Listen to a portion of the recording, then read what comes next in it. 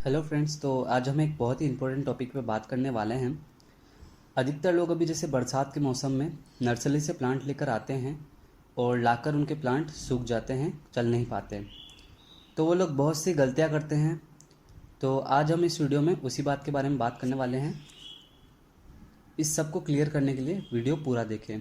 आज मैं आपको बताऊंगा कि आप नर्सरी से लाएं पौधों को सही तरीका क्या होता है लगाने का, साथ ही आप कौन सी गलतियां हैं जो आप ना करें जिससे आपके पौधे हरे भरे रहेंगे और बहुत अच्छे चलेंगे नर्सरी से लाए हुए। तो चलिए शुरू करते हैं। सबसे पहले हम बात करते हैं कि आप किसी पौधे को लगाने के लिए आपको किस टाइप की मिट्टी चाहिए होती है। किसी भी नर्सरी से लाए पौधे को या कोई भी पौधा हो उसको चलाने के लिए मिट्टी सबसे इम्पोर्टेंट पार्ट होती है। तो आप लोग मिट्टी कौन सी यूज़ करेंगे मैं आपको बताता हूँ। जैसे आप ये मेरा पॉट देखिए, ये पॉट नहीं है, मेरा ड्रम है ये। और आपका पॉट चाहे छोटा हो या बड़ा हो, आपको मिट्टी तो पौधे के हिसाब से ही लेनी पड़ेगी। आप सोच ले कि छोटा है तो कोई फ़र्क नहीं पड़ता या बहुत बड़ा है तो इतनी कहाँ से लाएं। अगर आप चाहते हैं कि आपका पौधा सच में अच्छा चले तो आपको मिट्टी तो अच्छी लेनी ही पड़ेगी।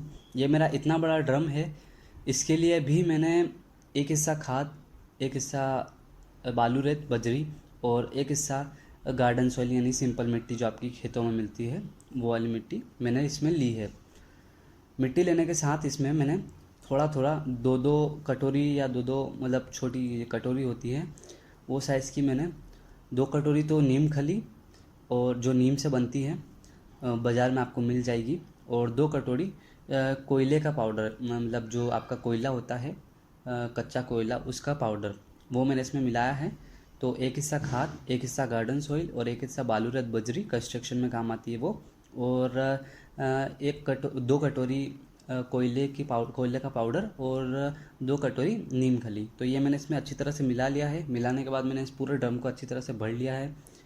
भरने के बाद मैंने इसमें वाटरिंग कर दी है अच्छी तरह से। वाटरिंग आप प्लांट लगाने के आधे घंटे पहले करते हैं। उससे क्या होता है कि पानी ऊपर का पूरा नीचे तक चला जाता है और नीचे ड्रेनेज से निकल जाता है, तो इससे एयर मॉलिक्यूल सारे ख़त्म हो जाते हैं और मिट्टी आपकी जहाँ सेट होनी होती है वहाँ हो जाती है।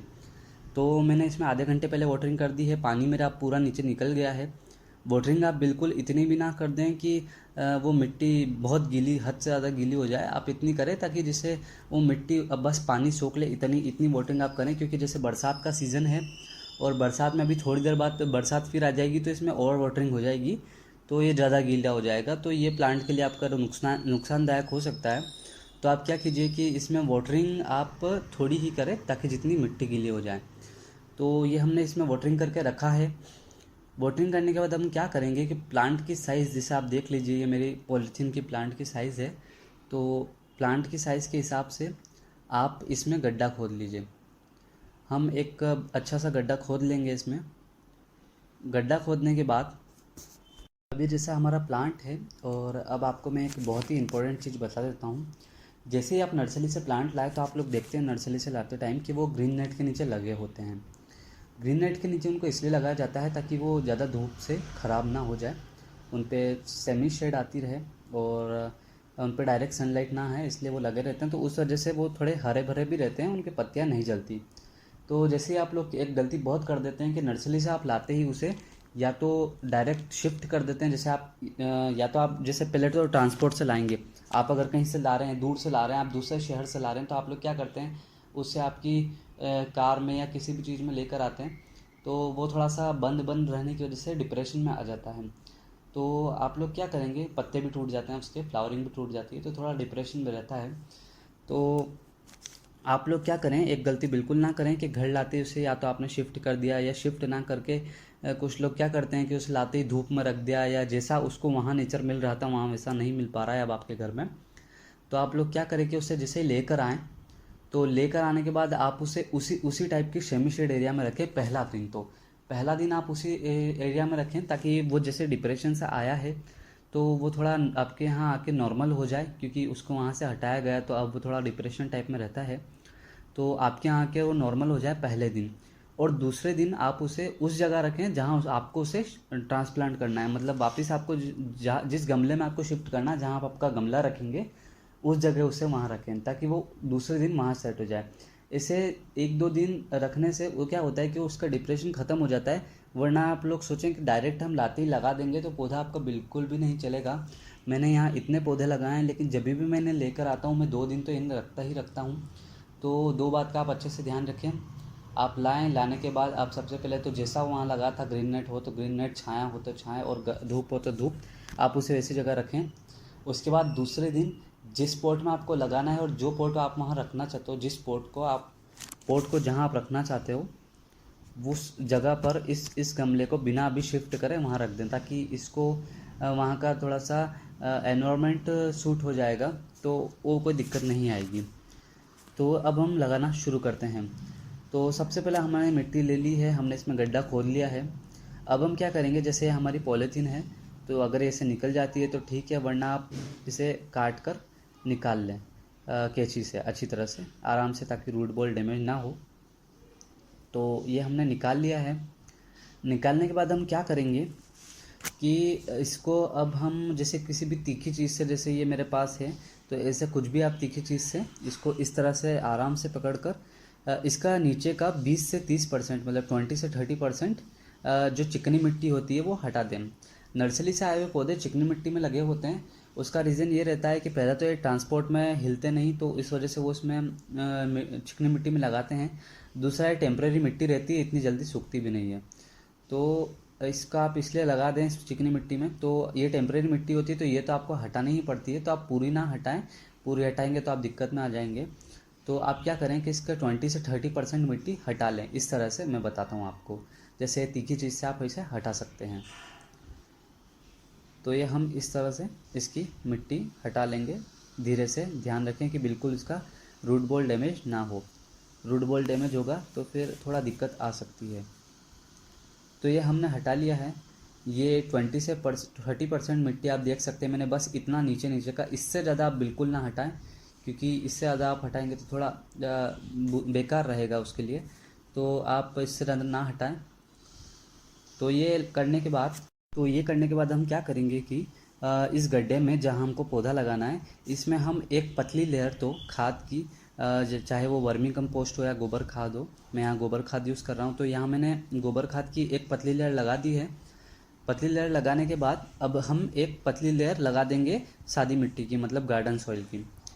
तो ये हमारी दोनों लेयर लग गई हैं। अब हम क्या करेंगे कि ये जो हमारा प्लांट है, देखिए इसकी रूट निकली हुई है, तो इसको हम इसमें इस तरह से रख देंगे आराम से। सीधा रखें थोड़ा, तो इसे हम आराम से इसमें रख देंगे। ये हमने इसमें रख दिया है।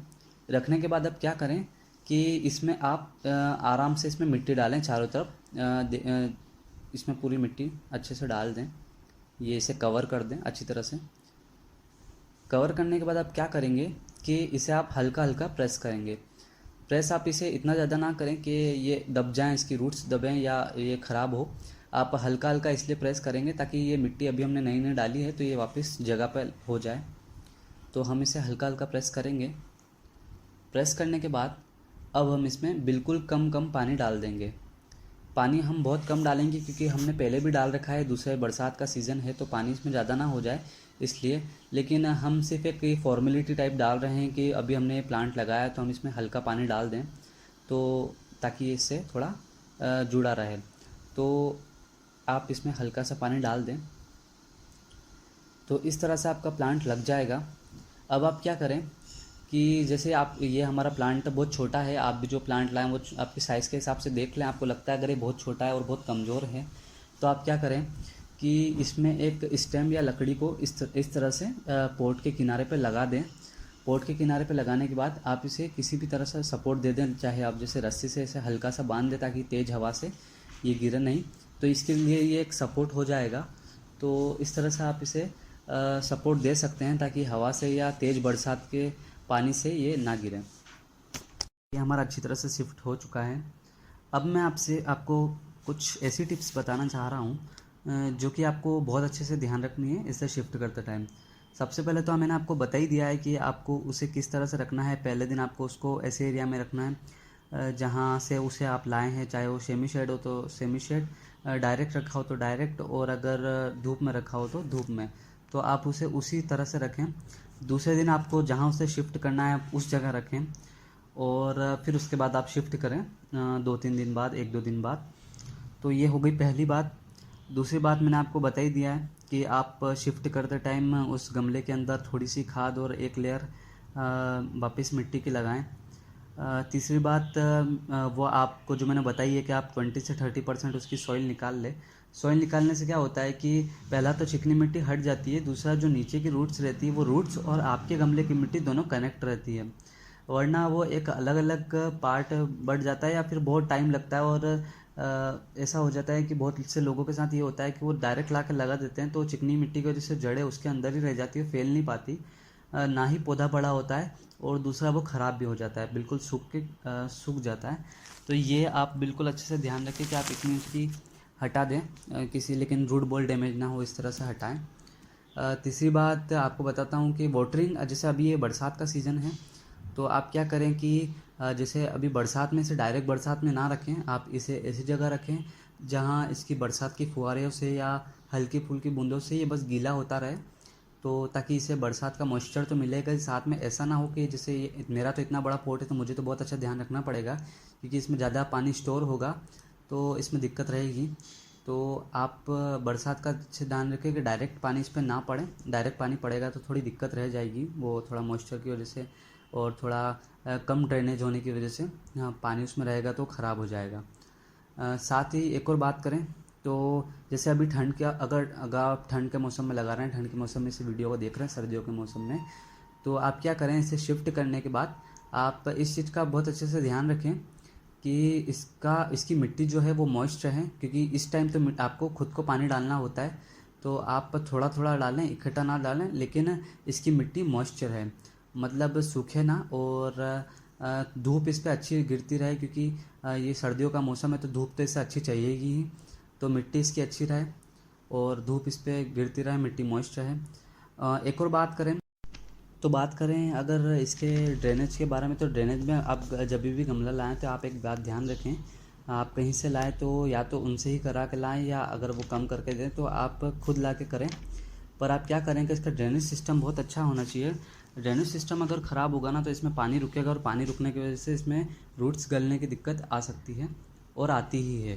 तो ये आप बहुत अच्छे से ध्यान रखिए कि आप इसका ड्रेनेज सिस्टम, मतलब इसमें जो नीचे छेद होते हैं, होल होते हैं गमले के, वो आप बहुत अच्छे से रखें। आप एक गमले में करीब 5 होल कर सकते हैं ड्रिल से, इस साइज़ का अगर गमला हो तो। जैसे मैंने इसमें तो ज़्यादा किए हैं, मेरा ड्रम है, लेकिन एक मीडियम साइज़ का जो गमला आता है आपका 10 से 12 इंच का, उसमें आप इतने होल कर सकते हैं। तो ड्रेनेज आपका अच्छा होना चाहिए, और वही रहता है। तो मिट्टी आपकी अच्छी हो, सॉफ्ट हो, ड्रेनेज आपका अच्छा हो। साथ ही अगर खाद की बात करें तो ये अभी जैसे बहुत छोटा प्लांट है और अभी हम नर्सरी से लाके इसे नया नया शिफ्ट किया है, तो जब तक ये इसके अंदर अच्छी रूट नहीं पकड़ लेता, जब तक ये ग्रोथ नहीं करने लगता है, जब तक इसके अंदर अच्छी रूट नहीं आ जाती, स्टेम इसकी मोटी नहीं हो जाती, तब तक आप इसमें कोई भी खाद ना दें, क्योंकि अब इसमें कोई खाद की ज़रूरत नहीं है, क्योंकि इस मिट्टी में भी खाद है।